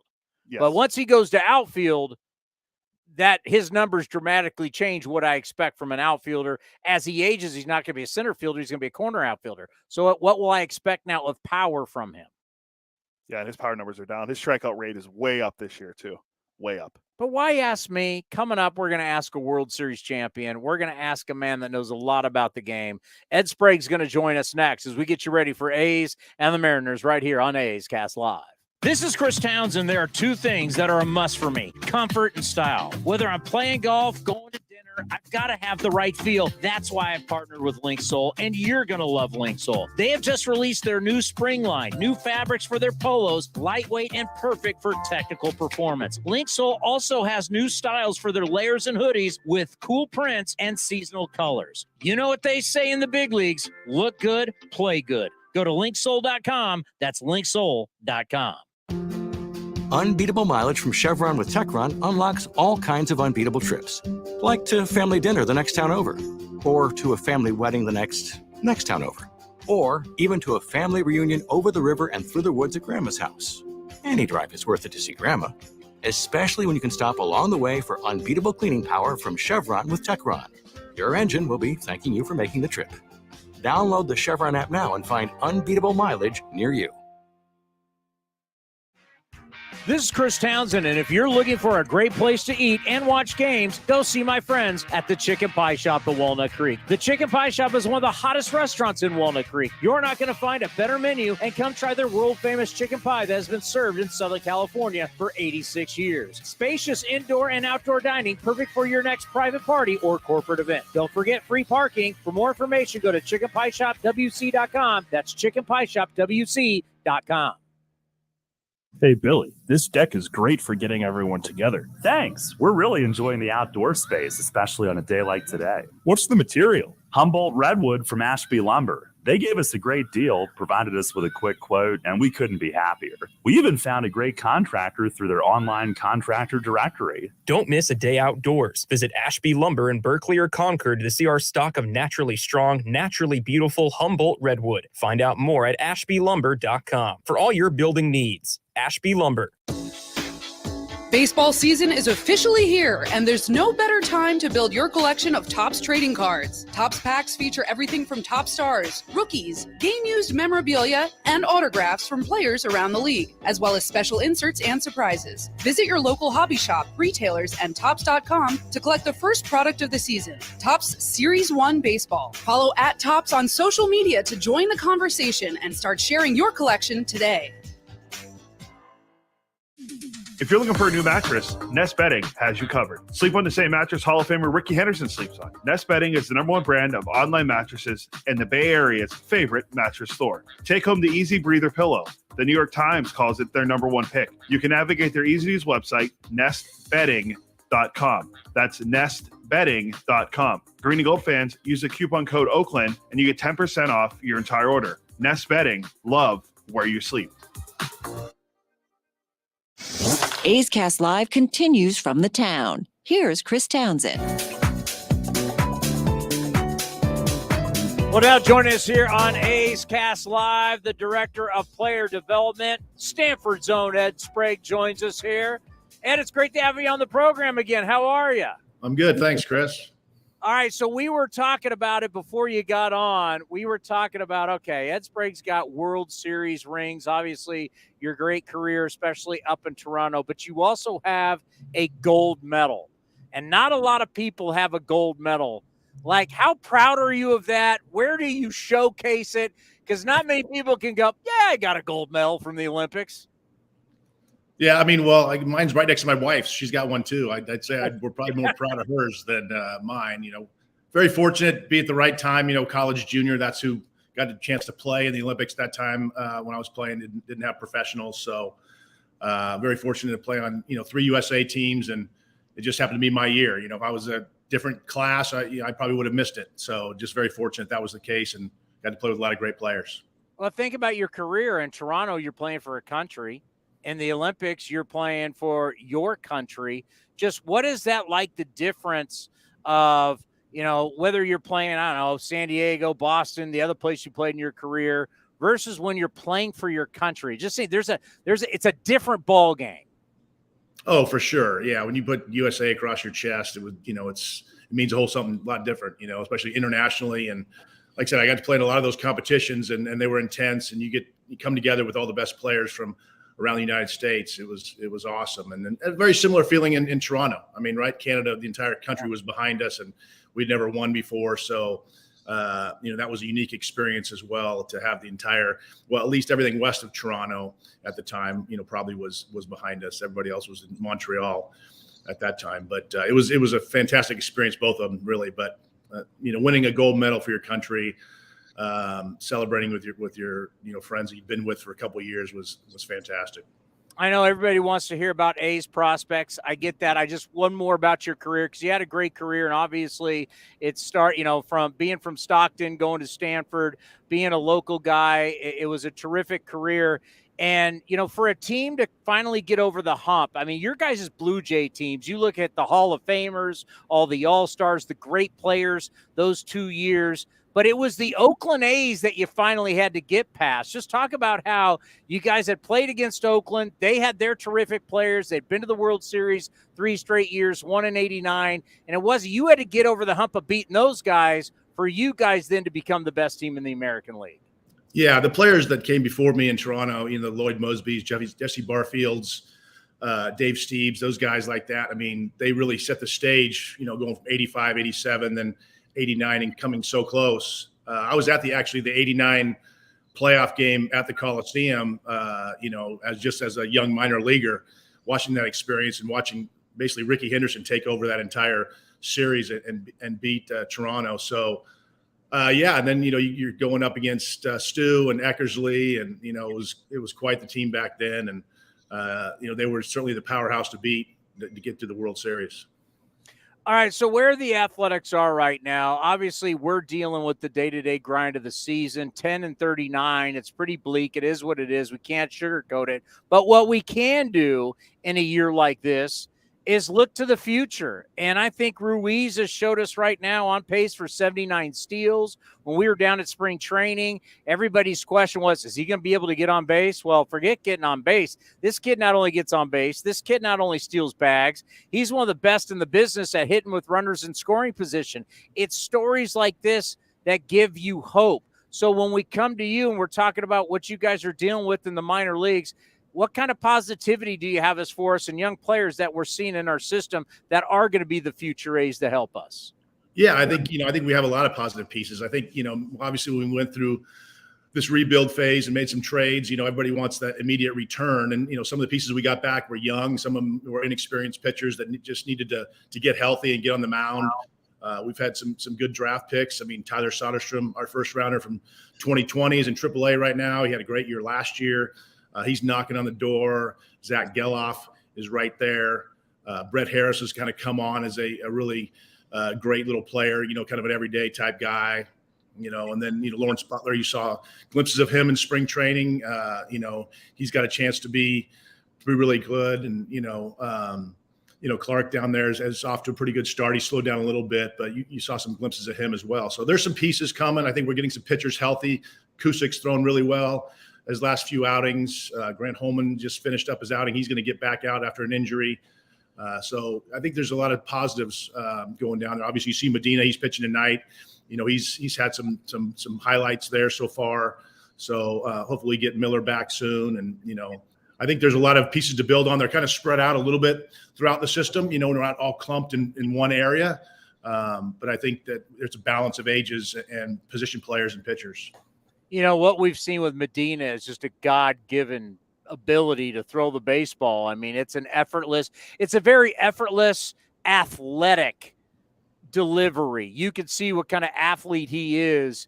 And the one thing I don't think we've seen yet, because I've read about it, we've seen it at times, is just this incredible curveball that can just be a devastating Uncle Charlie. What have you seen in him? Because we've seen glimpses, but it's at the big league level, and it hasn't really been fair either. It's like he gets called up for a debut, goes down, gets called up again. He really hasn't had these consecutive starts to build on. Hopefully we're going to see that. But what have you seen in him that makes you think he can be special? Yeah, obviously he's got a power fastball, and he came to us last year, and getting traded is difficult as a young player. And he was able to come over. He was a little erratic, had trouble landing his heater in the zone and then going to his breaking ball. So really he was behind in count, so he's not throwing the breaking ball quite as much. So I think this year he kind of simplified his mechanics. He had a good winter ball. I think he really enjoys being on the mound. He's one of those guys that wants to pitch as often as possible, and getting through that winter ball and healthy and throwing and competing over there for his country, I think was really good. And like I said, he's a unique competitor. He wants the ball all the time. So I think as more he gets comfortable, the more he gets comfortable with his release point, you're going to see him, integrate those secondary pitches, his curveball and his changeup, and not rely so much on the power fastball. When I think about your job, and you got to concentrate on everything, but what is it like for you on a day-to-day basis? Is it AAA? Is it AA? Is it what right now would you say is the main focus for you? Well, right now I'm watching Lansing on my screen behind over here. But, I watch, watching 4 or 5 games a night. We're fortunate with MILB TV. We can see a lot of the games. So I'm watching Oakland. I'm watching Vegas. Midland, Lansing, Stockton, all the way down every single night. Talking to the managers, getting game reports. Getting an idea with players, talking to all our coordinators who are out and about, and of course I travel myself to see all our affiliates. So it's it's busy on each individual night, but sometimes you're focusing on one player, or if a guy's getting closer to maybe particularly moving a guy from one level to another, you maybe hone in on that a little bit. It's amazing how much technology has changed your job, just from a standpoint of, it used to be years ago. You weren't seeing the numbers from your minor league teams until the next day. Now you're watching the games on television. You can watch it on your phone. You can watch it on your iPad. You can see the players. Now there's data. There's StatCast. There's high-speed cameras at all these different ballparks. Just talk about through the years how technology has helped you be more informed on a day-to-day basis. Yeah, there's certainly a lot of information. Of course, I got Grady Fuson and, of course, Keith Lippman that I replaced. And they tell you about how it was back then, certainly traveling around. But, yeah, we have a lot of information. We don't have to listen to game reports. All our game reports are typed in every night by our managers. We have all the statistics, like you said, which also helps us, too, from a coaching standpoint, too, because the players can't hide. They can't argue about not hustling down the line or making a good turn or getting a good jump on the ball in the outfield. There's no hiding from that anymore. It's black and white on paper.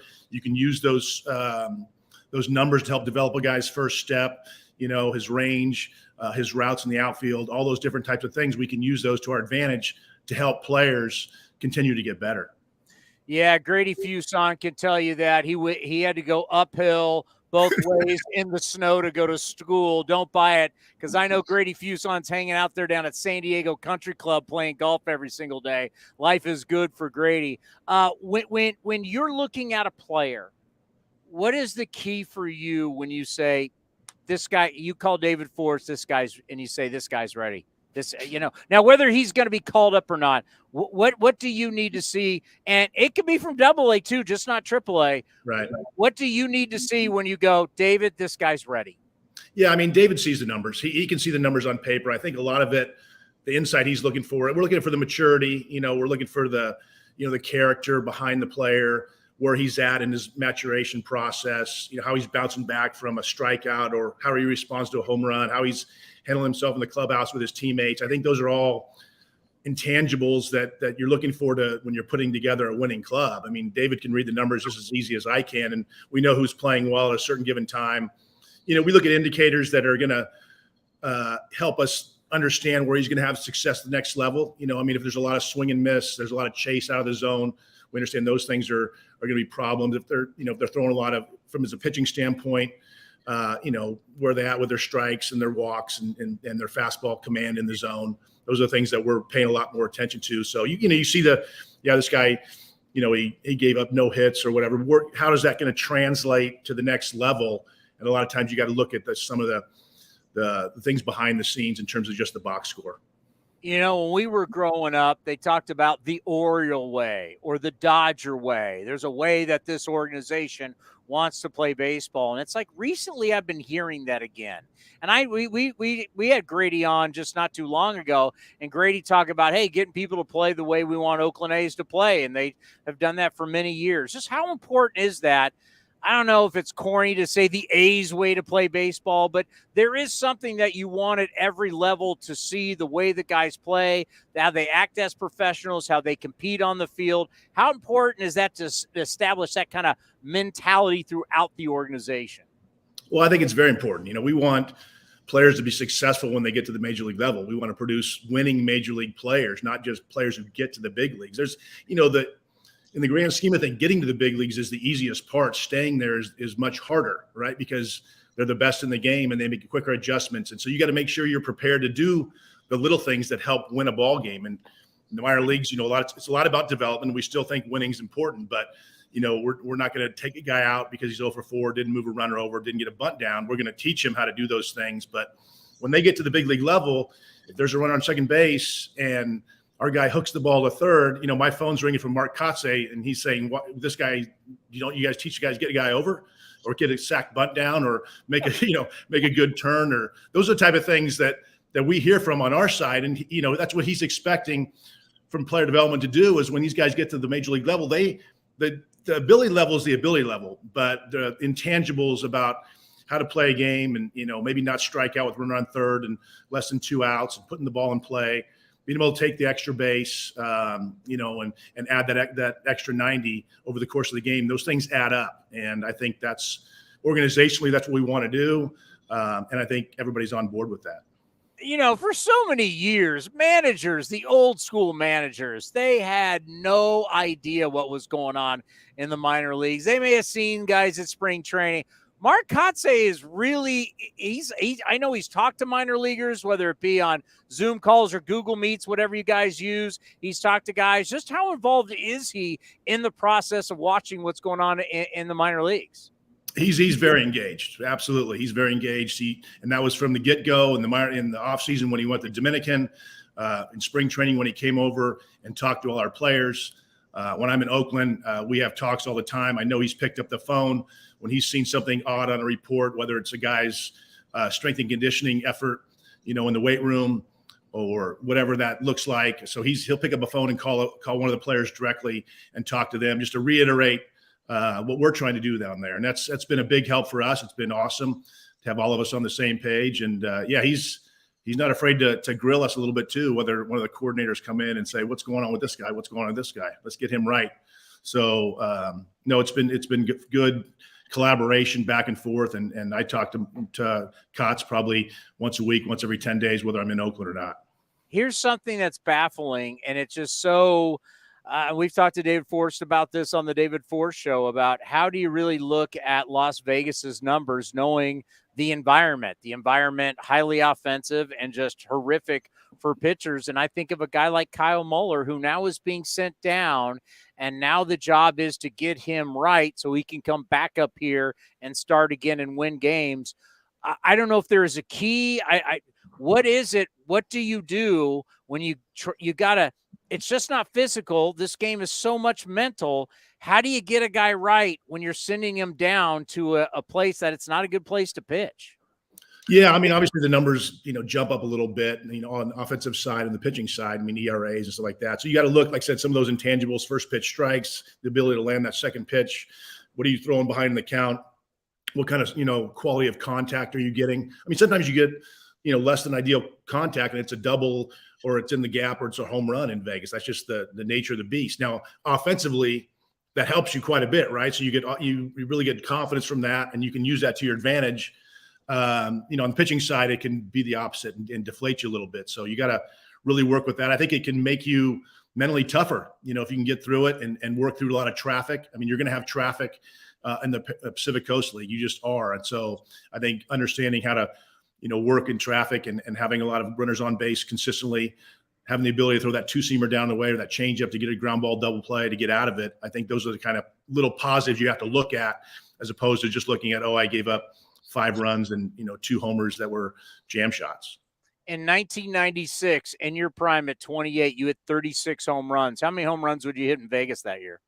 Well, actually, I hit my first one in Vegas that year because they were building Mount Davis, and we opened up against and it was a broken bat homer. So if you could think anything about leading to confidence, my first home run that year was a broken bat in the old Cashman Stadium. Oh, and let's end on this. Well, there's 2 things. Okay, one more on A's players. Who's the one player, and this may not be fair, but who's the one player that you're looking at and you're really excited, you can't wait to see him be in an A's uniform?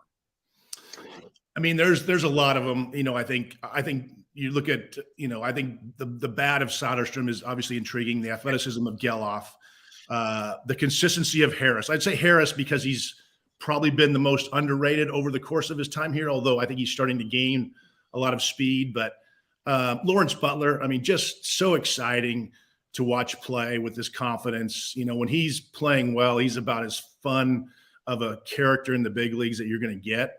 And then Denzel Clark, when he's on, I mean, it's the power speed combo is really special, and he's going to come with some swing and miss. He's going to come with some flaws because he just doesn't have a lot of experience playing, but the superior athleticism of him, I think is those guys on the offensive side obviously are pretty special. We each with their own unique personalities, I would say, but I think Law Dog has the most fun of them all right now. And so I think you saw that in spring training. So he'll be fun addition to the locker room when he gets an opportunity. Now, obviously, you had a great big league career, but your family has been around minor league baseball. It's like been in your blood. Talk about your father, your guys' connection to the Stockton Ports for all those years.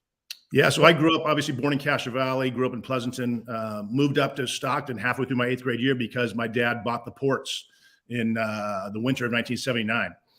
And that's what brought us up here. So, I started, as an 8th grade, 9th grader, I hung around there. I was the bat boy, clubhouse kid, kind of did pretty much everything, cut bullpens as I got older, took ground balls and that's awesome. With the team. So, yeah, I was a part of it. And then my stepmom bought the Lodi Dodgers in the Cal League at the same time. So, it was a unique experience to be around minor league baseball and that. And then my dad also had part of the El Paso Diablos when they were in AA Brewers. So getting the chance to go there and see the unique Dudley Dome back in the day where they used to put up 35 runs in that ballpark. So, I've been around it my whole life. My dad grew up, played in the big leagues. I was at the very first game of the Coliseum in 1968 as a 1-year-old. And so I've had plenty of opportunities to be linked with the A's and then, of course, in professional baseball. Well, I know the story a little bit because I played at San Jose State and we played Pacific at Billy Hebert, where you guys own the team, which people got to realize it was a brick wall for the outfield. It was crazy in this park in Stockton. And I just remember the Sprague name because you were at the Blue Jays at the time. And I just remember everybody talking about how the Spragues are involved and old Billy Hebert Stadium back in the day. Yeah, and when I took the job at University of the Pacific, that's where was our field. So I ended up spending the first 2 years before we built the stadium on campus was that we played our games at Billy Hebert Field, so over there in Oak Park. So it still exists today. It's a travel ball facility, and it's got a lot of history. Hey, thank you so much for taking the time. I know you're busy, but a wealth of knowledge of everything going on, because we know in these dark times, the only way out, the light, is the young players who are going to make us better, and you're training those guys. So very important to have you here on A's Cast Live. We always appreciate you. Take care, and let's do this again soon.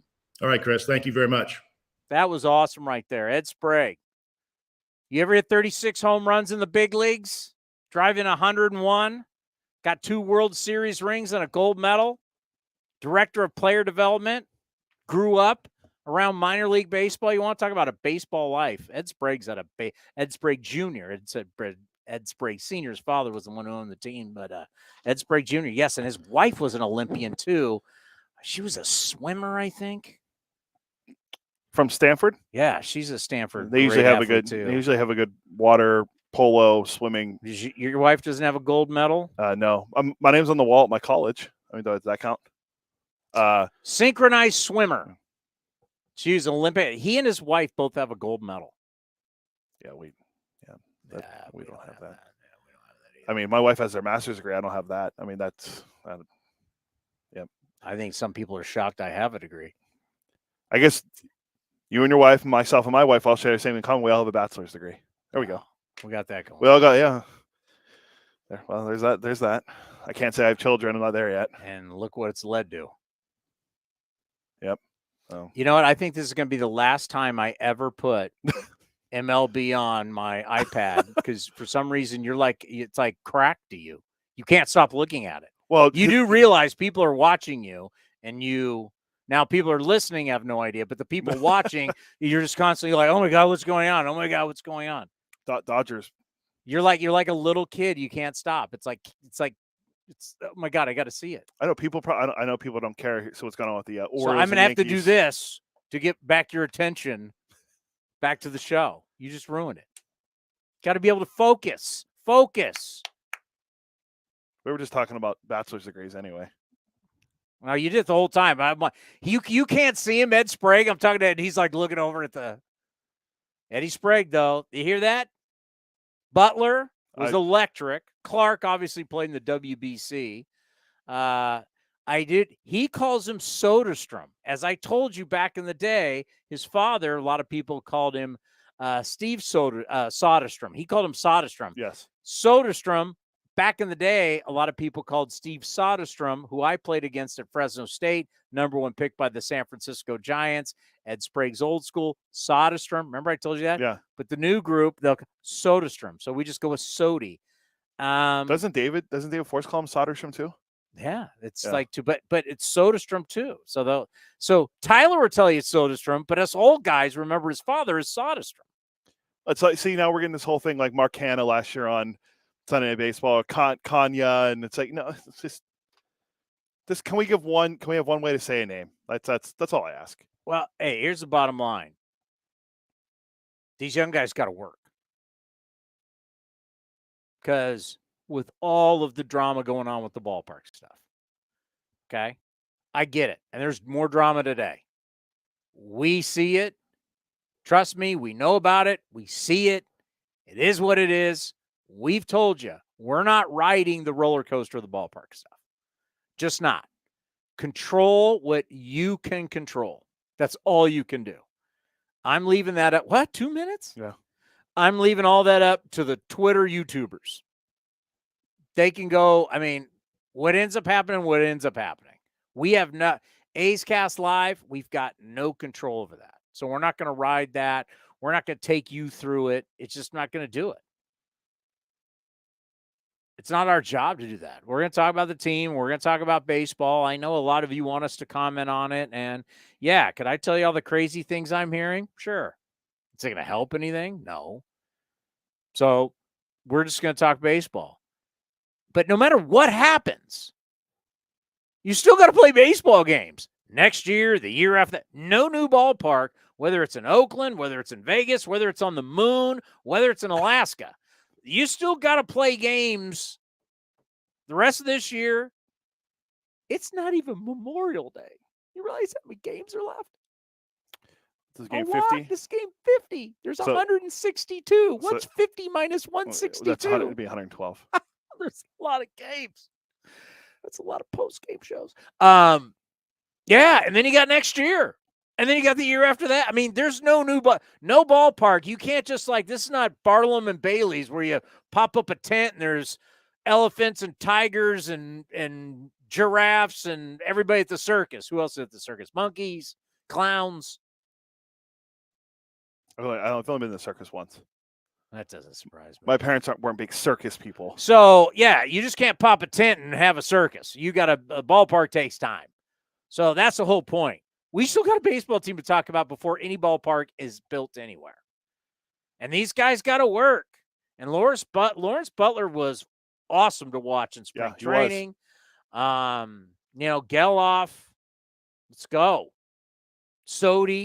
Soderstrom, however you want to do it. By the way, Daniel Susac, former first-round pick out of the University of Arizona. You call him the Wildcats, who's like a massively large catcher. Yes. Former quarterback. He's been swinging it really well. So Henry Bolte, but my guy, I claim Henry Bolte out of Palo Alto. Friend of the program. Love me some Henry Bolte. Henry Bolte is swinging it for Stockton. So Brett Harris, before we go, Brett Harris, the third baseman who's playing at AA Midland. Melissa Lockhart, who was going to join us tomorrow, did a whole piece on him and how he could be the cornerstone third baseman for the A's, which, they'll put up there with Chapman and guys from before. So it'll be interesting. He's having a good year. Eric Chavez. Chavez. Yeah. Harris played at Gonzaga, too, if anyone watches college baseball. Well, you know who's going tonight? Funky Louis Medina. Funky Cole Medina. Yeah, changing it. It's Louis Medina. Colby Thomas. Cusick, who came over in the Olsen deal. Bloveless just got promoted to high A. What about Logan Davidson out of Clemson? Switch hitting shortstop. Remember him? He's a Boris guy. So, all right. All we do is draft Boris. Hey, how's our outfielder from University of Oklahoma? Which one? The one that's playing in the NFL or the one that's playing in AAA? You mean the former quarterback? Which one? Yeah. Well, you pick one. Which one do you want to talk about? Well, which one? The guy that can't stop playing Call of Duty or the guy that's actually mashing in AAA? The guy that's mashing in AAA. Yeah, Cody Thomas. Uh-huh. How about the guy who doesn't read his playbook? How's he doing? Playing Call of Duty. Hey, Kyle Murray's showing you what happens to a quarterback that doesn't read his playbook. How does it work out long term? Yeah, it doesn't. Does it? We'll see. He's only 25, so. Where's Cliff Kingsbury? USC, I think. He's like an assistant there now. Good little career he carved out for himself. Cliff Kingsbury, didn't he? I thought he was didn't he take a trip somewhere? So one-way ticket. One-way ticket? Wasn't he like Fiji or something like that? If what's the coach? Why am I drawing a blank on the coach? It was at Oklahoma, now at USC. Lincoln Riley. If Lincoln Riley calls, you got to pick up. Well, he had a one-way ticket. How does he get back? Guess he took a boat. SC would just send the private jet. The one they fired Lane Kiffin on.